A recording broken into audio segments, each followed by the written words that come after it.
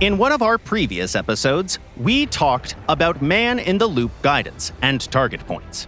Today, we'll break down anti-radiation missiles and electronic support measures, or simply ARMS and ESMs. We'll start with the missiles. Their main targets are air defense systems. These weapons home directly on radar emissions. The mandatory condition for successful ARM use is that the target's radar operating band must match the missile seeker's coverage.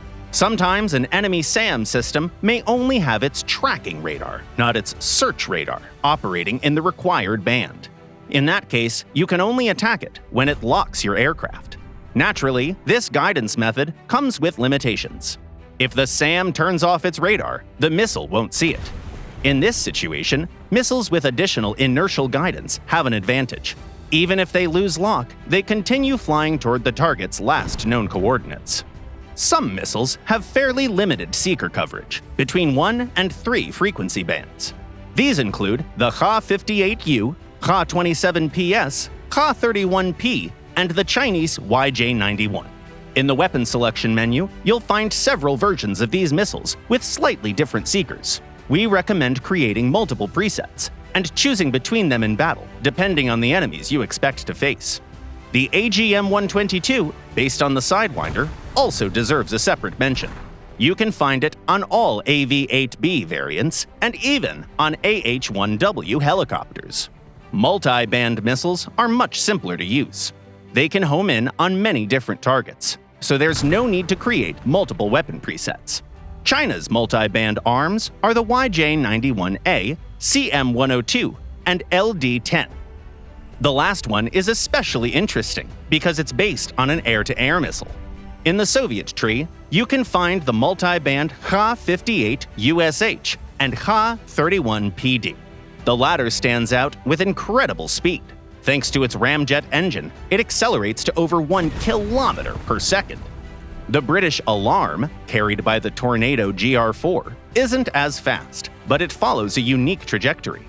In the terminal phase, it dives onto the target almost vertically. The American AGM-88A and AGM-88C are the most widespread internationally. You can find them in different tech trees on late F-16 variants, Hornets, Typhoons, and late Tornado IDS variants. French aircraft can carry the multi-band AS-37 Armand. These missiles stand out for their very long guided flight time, but their speed is low. In theory, they can hit targets at around 70 kilometers, but that flight will take 5 minutes. We've looked at the missiles. Now, how do you actually use them? The first method is simple. Turn on the seeker and launch at the first target it detects. But that isn't always efficient, because several radars may be located close together. For more precise work, the game now has electronic support measures. You can now switch the radar display into ESM mode. This splits the window into several sectors. The columns show targets separated by azimuth, while rows indicate emission strength. The lower the target marker, the stronger the signal. On this same display, you can select the desired target and provide designation for the missile. Interestingly, ESM sensors can sometimes be mounted in pods that occupy hardpoints, while in other cases, they are integrated directly into the aircraft. In the simplest setup, the missile's own seeker is used as the ESM sensor, as long as the missile is still attached to the hardpoint, of course.